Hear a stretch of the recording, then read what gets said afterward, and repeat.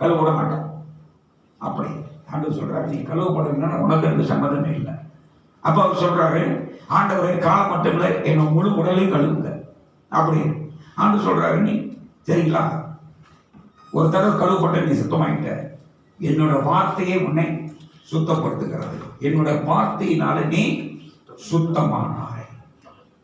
அப்போ நம்மை ஒவ்வொரு நாளும் சுத்தப்படுத்துவது தேவனுடைய வார்த்தை. நம்முடைய எண்ணங்கள் கரைப்பட்டிருக்கும், உள்ளங்கள் காயப்பட்டிருக்கும், உள்ளத்துல பல கசப்புகள் வந்து தங்கி இருக்கும். இதையெல்லாம் சுத்தப்படுத்துவது ஆண்டவருடைய வசனம். ஆக பைபிள் வந்து சும்மா ஒரு பக்தி புக்குன்னு நினைச்சுக்கிட்டு இருக்காங்க. அது ஜீவனுள்ள வார்த்தை. அது நம்ம சுத்தப்படுத்தக்கூடிய வல்லமை இருக்கிறது, நம்ம விடுவிக்கக்கூடிய வல்லமை இதுக்கு இருக்கிறது. கவனிங்க, உங்க துணியில அழுக்கு, அதை சுத்தப்படுத்தணும். என்ன செய்வோம் வழக்கமா? என் துணியை துவைக்காத என்ன செய்வோம்?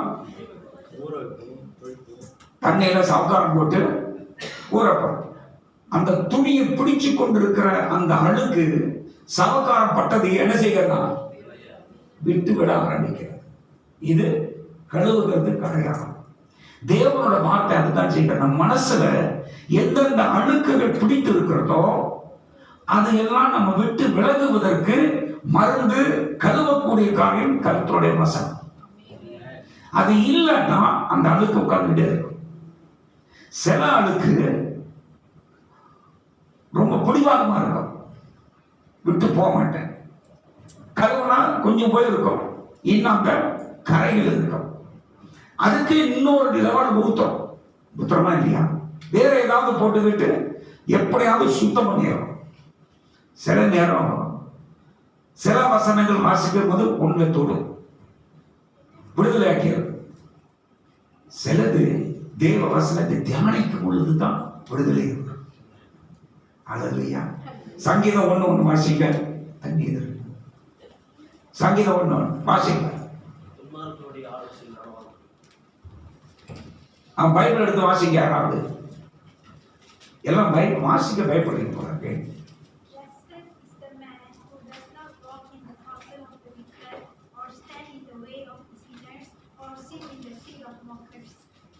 ஓகே, அப்புறம் இரண்டாவது வசனம்.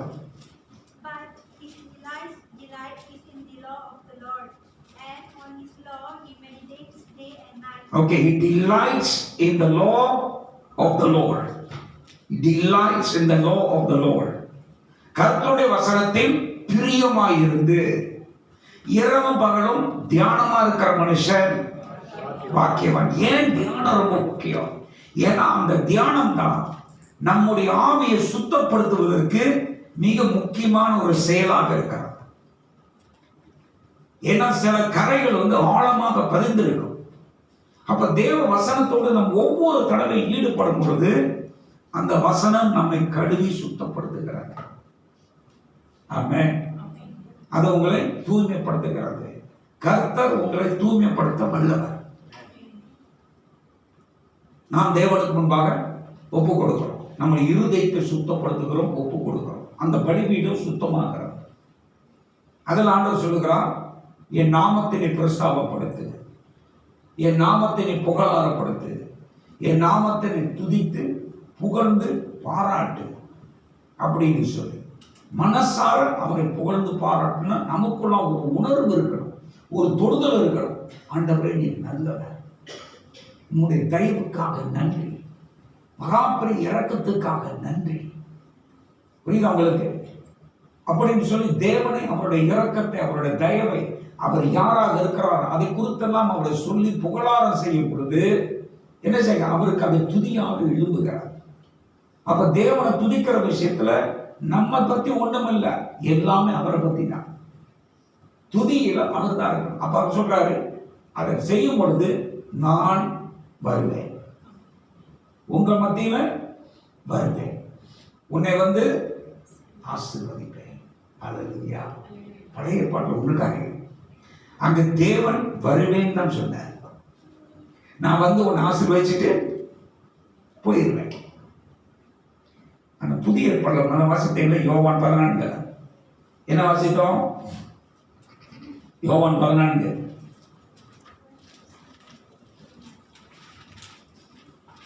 23 14:23. ஒருவன் என்னில் அன்பாய் இருந்தால் என் வசனத்தை கை கொள்ளட்டும், அவனின் பிதா அன்பாய் இருப்பார், இங்க தேவன் வந்து தங்குவேன் என்ற வாசம் பண்ணுவேன் என்ற வார்த்தைக்கு தங்குவேன். I will dwell in you. We will dwell. நான் உங்களிடத்துல வந்து தங்குவேன். முந்தைய பழைய ஏற்பாட்டுல தேவன் வந்து ஆசீர்வதிப்பேன், நான் வந்து உன் ஆசீர்வதிட்டு போயிடுவேன். ஆனா இங்க தேவன் வந்து தங்குவேன். உங்களுக்கு தேவன் வந்துட்டு போறது நல்லதா, வந்து இருக்கிறது பிரியமா? சொல்லுங்க. வந்து இருக்கிறது பிரியம். எத்தனை பேரு பயங்கர மழை அடிச்சு, பயங்கர மழை, நீங்க ரோட்ல வந்துட்டு இருக்கிறீங்க, அந்த பக்கம் பார்த்தா குடுக்குன்னு ஒரு கொட்டாய் இருக்குது, சரிங்களா? குடுக்குன்னு ஓடி அந்த கொட்டாய்க்குள்ள நின்னீங்க, ஏன்னா மழை தண்ணி படாம இருக்க. செஞ்சிருக்கீங்களா இல்லையா? பஸ் ஸ்டாப்லயோ கொட்டாயிலையோ ஏதோ ஒன்று இருந்ததுங்க, போய் நின்றுக்கிட்டாங்க, மழை போற வரைக்கும் நின்றுக்கிட்டேன், சரிங்களா? அது அந்த நேரத்துக்கு தான். அங்கே குடியிருந்தீங்களா? நான் வந்து மலையில காத்து வச்சிங்க, இன்னிலிருந்து இதுதாங்க என் வீடு, யாருமே சொல்ல மாட்டான். சும்மா அந்த நேரத்துக்கு தங்கிட்டு போகிறதுக்கு தான். ஆனா நம்முடைய தேவன் தங்கும்படியாக இருக்கிறார்.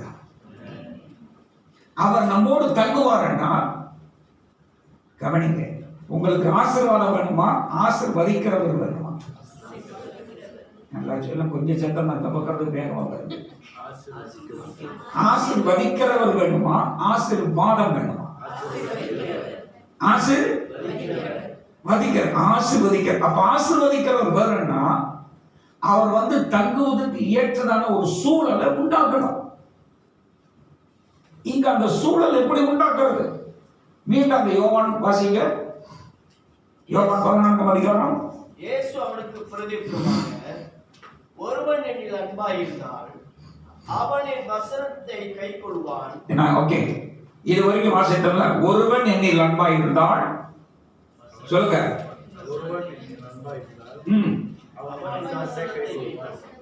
If anyone loves me, he will keep my word, and my Father will love him. ஒருவன் என் அன்பாய் இருந்தால் என் வசனத்தை கைக்கொள்ளும். கவனிங்க, ஆண்டவர் வந்து தங்குவதற்கு அவர் எதை எதிர்பார்க்க?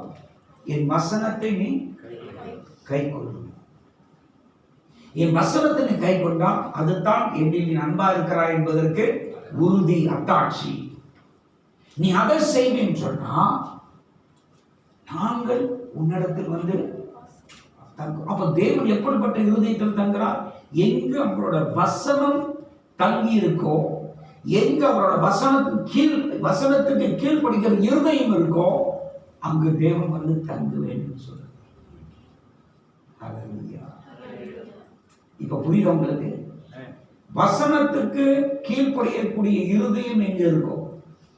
நானா சொல்லல, அவரே சொல்றாரு. இந்த வசனத்தை பல தடவை வாசிச்சிருப்போம், சும்மா வாசிச்சா போயிருப்போம். ஆனா ஆண்டவர் எல்லாத்துக்கும் வழியை வைத்திருக்கிறார். அவர் சொன்ன பிரகாரம் நான் செய்வேன் என்றால் அவர் பிரசன்னத்தை நீங்கள் உணரலாம். எத்தனை பேரு பேய் நடமாட்டம் உங்க வீட்டிலேயோ சொந்தக்காரன் வீட்டிலேயோ இருந்ததை உணர்ந்துருக்கீங்க? பேயின்னு சொன்னதையும் எல்லாம் கப்பிச்சு போச்சு.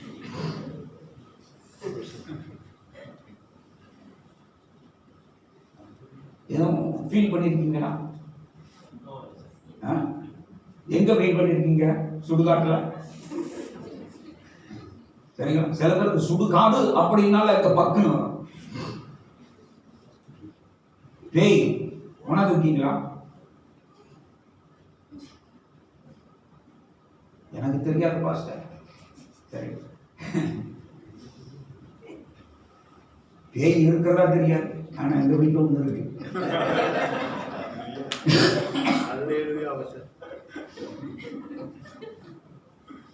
சரிங்களா?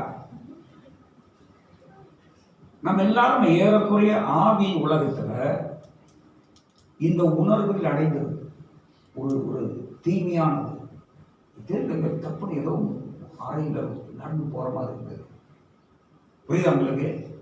இது ஏதோ ஒரு கட்டத்துல வாழ்க்கையில் ஏதோ ஒரு கட்டத்தை உணர்ந்துருக்கு. ஏன்னா அந்த பொல்லாத ஆவிகள் உண்மையா இருக்கு. பொல்லாத ஆவிகள் உண்மையா இருக்கிறது அதை நீங்க உணர முடிச்சா மெய்யான தேவனும் ஆவியா தான் இருக்கு. அவரை நீங்க கண்டிப்பா உணர முடியும்.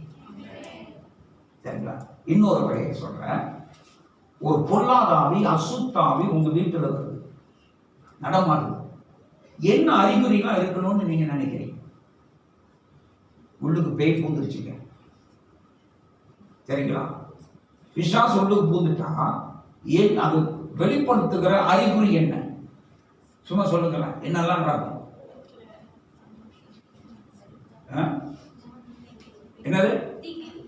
திகில், பயம். பயம் வேற என்ன நடக்கும் சொல்லுங்க. சில ஆவிங்க வந்துச்சுன்னா தற்கொலை செய்ய சொல்லும். தற்கொலை செஞ்சு எல்லாரும் நீ இருக்கிறாங்க, நீ வாழ்வது பிரயோஜனமே கிடையாது, நீ மட்டும் சுத்து போயிட்டுன்னா பிரச்சனைலாம் தீர்க்கும், நீ உசுரா இருக்கிறனால தான் பிரச்சனையா இருக்குது, செத்து போய் செத்து போய் செத்து போய் அப்படின்னு சொல்லி. சரிங்களா? எப்படியாவது வீட்டில் தான் நிறைய இருக்க பொருள், சாகரத்துக்கு ஏற்றதான பொருள் எல்லாம். சரிங்களா? ஏதாவது போட்டு வீட்டை எடுத்தா அதுக்குன்னு குடிச்சு சில பேர் தற்கொலை செய்ய வைப்பான்.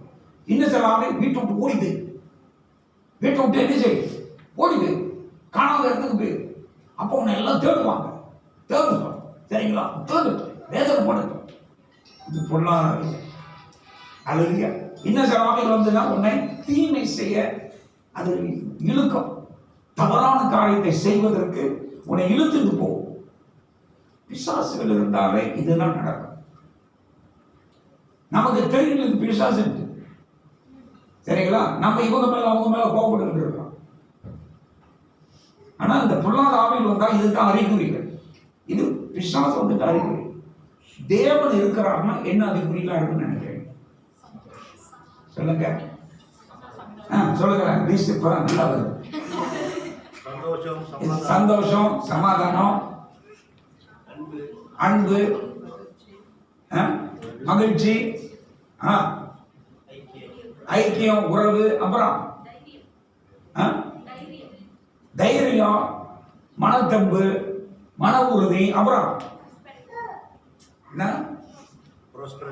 ப்ராஸ்பெரிட்டி, செழிப்பு, நல்ல செழிப்பு இருக்கும்.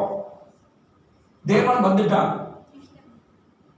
நான் கேட்கிறேன், இந்த சொன்ன லிஸ்ட் எல்லாம் வீட்டில் இருக்கா? எல்லாம் இருக்கா? இல்லை 2 இருக்கு பாஸ்டர், 2.25 இருக்கு பாஸ்டர்.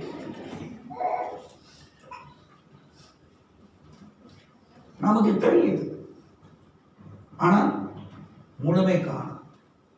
உங்களுக்கு முழுமை வரணுமா வேண்டாமா அப்படின்னு அவரோட வார்த்தை. நம்ம வேற எங்கேயும் போலாம். அவர் சொல்றாரு, என் வார்த்தை ஒருவன் என் அன்பாயிருந்தால் என் வார்த்தை கை கொள்ளுவான், அவனில் என் பிதா அன்பாயிருப்பார், நாங்கள் அவனிடத்தில் வந்து அவனோட வாசம் பண்ணுவோம். அல்லேலூயா. நாங்கள் அவனோட வந்து தங்குவோம், அவனோட வந்து தங்கி இருப்போம், வாசம் பண்ணுவோம். என்னில் அன்பாயிராதவன் என் வசனங்களை கை கொள்ள மாட்டான். 24 நீங்கள் கேட்கிற வசனம் என்னுடையதாயிராமல் என்னை அனுப்பின பிதாவினுடையதாய் இருக்கிறது. ஹல்லேலூயா. என்னை அனுப்பின பிதாவுடையதாய் இருக்கிறது. அப்போ தேவனுடைய வசனத்தை கை கொள்ளுகிறதும் அவருடைய நம்முடைய வாழ்க்கையில் அவருடைய வார்த்தையை அபியாசப்படுத்துகிறதும் தேவன் நம்ம இடத்தில் வந்து தங்குவதற்கு வழியை திறக்கிறது. ஹல்லேலூயா. வேத வசனத்தில் வாசிக்கிறோம், உம்முடைய வசனம் எங்கள் கால்களுக்கு தீபமும் பாதைக்கு வெளிச்சமாய் இருக்கிறது. வசனம் தான் எனக்கு வெளிச்சத்தை கொடுக்கிறது. ஆண்டவருடைய வசனம். இங்க இருக்கிற ஒவ்வொருத்தரும் அவரோட வசனம் தான். அதை முக்கியப்படுத்துறோம். பழைய ஏற்பாட்டை வாசிக்கிறோம், அவர் தம்முடைய வார்த்தை அனுப்பி, வசனத்தை வார்த்தை அனுப்பி சுகமாக்கினார். ஆண்டவரோட வசனம் நம்மை சுகப்படுத்துகிறதாக இருக்கிறது. அது நமக்கு ஆரோக்கியம் தருகிறது. நீதிமொழியில் வாசிக்கிறோம், என் உடலுக்கெல்லாம் உடைய வார்த்தை ஆரோக்கியம் தருகிறது. சரிங்களா? அது மருந்தாக இருக்கிறது, பலமாக இருக்கிறது அப்படின்னு சொல்லி. அப்ப தேவனோட வார்த்தையில அவ்வளவு மகத்துவம் இருக்கிறது. என்னுடைய வார்த்தை நீங்கள் கை கொண்டால் நான் உங்க இடத்துல வந்து தங்குறேன். ஆமென். ஆண்டவர் தங்கணும்னா அவர் வசனம் தங்கணும். தங்குவது மட்டுமல்ல, அதை கை கொள்ளணும். நீங்கள் வசனத்தை கேட்கிறவர்களாய் மட்டுமல்ல, அதன்படி செய்கிறவர்களாய் இருங்கள். வசனத்திற்கு நாம் கீழ்ப்படியணும். சில நேரம் வந்து பிரசங்கத்துக்கிட்டு நல்லா இருக்கு, ஜோரா இருக்குன்னு போயிடும், அதோட முடியும். சரிங்களா? அப்படி போயிடாது. அதை போய் அபியாசப்படுத்து. இதை நீங்கள் அபியாசப்படுத்த ஆரம்பிச்சீங்கன்னா, பிராக்டிஸ் பண்ண ஆரம்பிச்சீங்கன்னா, தேவ பிரசன்னத்தை கண்டிப்பாய் உணர்வீங்க. ஹல்லேலூயா. கர்த்தர் உங்கள் மத்தியிலே வந்து உலாவுகிறதும், கர்த்தர் உங்கள் மத்தியில வந்து அசைபாடுகிறதும், உங்க வீடுகளிலே தேவன் வந்து அவருடைய பிரசன்னம் காணப்படுகிறதை காண்பிப்பீங்க. கண்டிப்பா சில சிக்கல்கள், உங்கள் வீட்டில் இருக்கிற சிக்கல்களை நீங்க வந்து மாற்ற முடியாது. கவனிங்க, அநேக நேரம் நம்முடைய வீடுகள் எப்படி அங்கு தீட்டுப்படுகிறது, கரைப்படுகிறது. இப்ப நீங்க தேவ பிள்ளையா இருக்கலாம், அந்த வீட்டுக்கு போகும்போது சில பேர் அது பிரதிஷ்டை பண்ணியிருக்கிறீங்க. ஆண்டவரே, இந்த வீடு ரொம்ப பிரதிஷ்டை பண்றேன், இந்த வீட்டில் நீங்க தங்கணும் அப்படியே செஞ்சிருக்கீங்களா இல்லைங்களா? எங்க வீட்டில் தானே வாழ்றீங்க, மாட்டு கொட்டையில வாழ்றீங்க. நான் வீட்டில் தான் கேட்குறேன். அப்போ நீங்கள் புது வீட்டுக்கு போனாலும் சரி, சரிங்களா, புது வீட்டுக்கு போகும்போது ஜெபம் பண்ணியிருக்கீங்களா இல்லையா? வீட்டில் கூட்டம் ஜெப கூட்டம் வச்சிருக்கீங்களா இல்லையா? தேவன் வந்து தங்கணும்னு சொல்லியிருக்கீங்களா? அப்போ தேவனுக்கு சொந்தமாக ஒப்பு கொடுத்துருக்கிறீங்க. சரி, தேவனுக்கு சொந்தமாக ஒப்பு கொடுத்தாச்சு. ஆனால் அந்த வீட்டில் வாழ்கிற நாட்களில் எப்படி அந்த வீட்டினுடைய ஆவிக்குரிய சூழ்நிலை, ஆவிக்குரிய மண்டலம் எப்படி பாதிக்கப்படுகிறது, எப்படி கரைப்படுகிறது? நம்ம வீட்டில் பேசுகிற வார்த்தைகள், வீட்டுல நடந்து கொள்ளுகிற முறைகள், ஒருத்தரை நடத்துகிற முறை, சரிங்களா, இது எல்லாமே உங்களோட ஆவிக்குரிய மண்டலத்தில் வீட்டை பாதிக்க ஆரம்பிக்கிறது. நீங்க ஆளை முன்னுக்கு விட்டு பின்னுக்கு பேசும் பொழுதும் அது பாதிக்கிறது. ஒருத்தரை நியாயப்படுத்தி பேசும் பொழுது, ஒருத்தரை கொச்சப்படுத்தி பேசும்போது பாதிக்கிறது. அடுத்தவங்களை பத்தி நீங்க வீட்டில் உட்கார்ந்து அவங்களை அருன்னு அறுக்கிறீங்க. சரிங்களா? உனக்கு கேட்கறதுக்கு ஜோரா இருக்கும் கண்ணு, ஆனா உன் வீட்டை அதை தீட்டுப்படுத்து. உங்க வீட்டின் ஆவிக்குரிய மண்டலத்தை தீட்டுப்படுத்துறீங்க. பலவிதமான காரியத்தை சொல்லி வீடு தீட்டுப்பட ஆரம்பிக்கிறார். தீட்டுப்படும் பொழுது கவனிங்க, ஒரு வீட்டுல நிறைய தூசி இருந்துச்சுன்னா தும்பல் வருமா வராதா? தும்பல் வரும், சளி பிடிக்கும், காய்ச்சல் வரும். ஏன்னா வீட்டுல தூசி. ஆவிக்குறை மண்டலத்துல இந்த மாதிரி தீட்டான காரியங்கள் எழும்பும் பொழுது உங்க வீடு பாதிக்கப்படுகிறது. திடீர்னு இருக்கிற அமைதி சமாதானம் போயிடும். சண்டை, கசப்பு, வெறுப்பு, அண்ணன் தம்பிக்கு சண்டை, அக்கா தங்கச்சிக்கு சண்டை, அப்பாவுக்கு அம்மாவுக்கு சண்டை, கணவன் மனைவிக்கு அங்க பெரிய ஒரு பிளவு இருக்கும், அவர் பெரிய விரிசல் உண்டாகும். எல்லாம் பாதிக்கப்படும். நிம்மதி இருக்காது. சரிங்களா? பணத்தை மிச்சப்படுத்த முடியாது. உங்களுக்கு தெரியாமல கண்ட்ரோல் பண்ண முடியாத அளவுக்கு செலவு பண்ண ஆரம்பிப்பீங்க. வேண்டாம் ஆசைகள் வந்து இருக்கும், அது உங்களுக்கு தெரியல. இது வீட்டில் தீட்டுப்படுத்துகிறது, வீட்டை பாதிக்கிறது என்று உங்களுக்கு புரியல. ஆனா இதெல்லாம் நம்ம வீட்டில் இருக்கிறது. ஆனா தெரியல சில பேருக்கு, ஏன் இப்படி நடக்குது, இப்படி நடக்குது, இப்படி நடக்குது. நீ வீட்டை சுத்தப்படுத்த எடுத்துக்கணும். அதனால்தான் வீட்டில் தேவனை ஆராதிக்க கற்றுக்கொள்ளணும், தேவனோட நாமத்தை உயர்த்த கற்றுக்கொள்ளணும். ஆண்டவரே, உங்களுடைய நாமத்தை நாங்கள் போற்றுவோம். எத்தனை வீட்டில் ஜெப வீடு வருது? எத்தனை வீட்டில் உட்கார்ந்து வசனத்தை வாசிக்கிறீங்க? இதை நீங்க வாசிக்கும் பொழுது கர்த்தர் வசனம் உங்க வீட்டை சுத்தப்படுத்துகிறது. அல்லேலூயா. உங்களுக்கு விடுதலை தருகிறது. பிசாசு பொடிகளில் இருந்து கர்த்தர் விடுதலை தருகிறார். அவரோட வார்த்தையே நமக்கு விடுதலை தருகிறார். அல்லேலூயா. இது நீங்க ஒவ்வொருத்தரும் செய்யலாம். ஏன்னா தேவனால நமக்கு கொடுத்திருக்கிறார். ஆமென். கர்த்தரோட வசனம், ஆண்டவர் வரேன்னு சொல்றார், அவர் வருவார், வந்தவர் தங்குவார். ஆண்டவர் தங்கணும்னா அவர் வசனம் எனக்குள்ளாக தங்க வேண்டும். ஆமென். இந்த காரியத்தை நீங்க தேவனுக்கு போடுங்க, கர்த்தர் செய்வார். நம்ம எல்லாரும் எழுந்து ஜெபம் பண்ணுவோம். ஹல்லேலூயா. ஸ்தோத்திரம் ஆண்டவரே. தேவனுக்கு நன்றி செலுத்துகிறோம். நம்முடைய தேவன் நல்லவர். ஆண்டவரே உடைய நாமத்தை போற்றுகிறோம். ஸ்தோத்திரம். எழுதி கொஞ்ச நேரம் ஆண்டவரோட பேசுங்க. ஆண்டவரோட வார்த்தைக்காக நன்றி.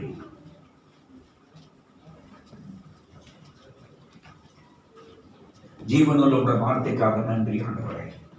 உயிர் கொடுக்கிற உடைய வார்த்தைக்காக நன்றி பிதாவே. இந்த நாளிலும் எங்களுடைய வாழ்க்கையில் உடைய வார்த்தை தங்கணும். உங்களோட வார்த்தை எங்கள் வாழ்க்கையில் நிலைத்திருக்கணும். ஆண்டவரே உங்களுடைய வார்த்தைகளில் நிலைத்திருக்கிற வார்த்தை நாங்கள் கை கொண்டால் நீர் வந்து தங்குவேன் என்று சொன்னேன். எப்பொழுதுமே எங்கள் மத்தியில் தங்கும்படியாக விரும்புகிறேன். நீர் வந்து தங்கணும் ஆண்டவரே. பேசுங்க ஆண்டவரோட கொஞ்ச நேரம். தேவ பிள்ளைகள் ஆண்டவரோடு பேசுங்க. அவருடைய உங்கள் மனசை ஒப்பு கொடுங்க, மனதை ஒப்பு கொடுங்க. தேவனே எங்கள் மத்தியில் நீங்க பாருங்கள். ஹல்லேலூயா.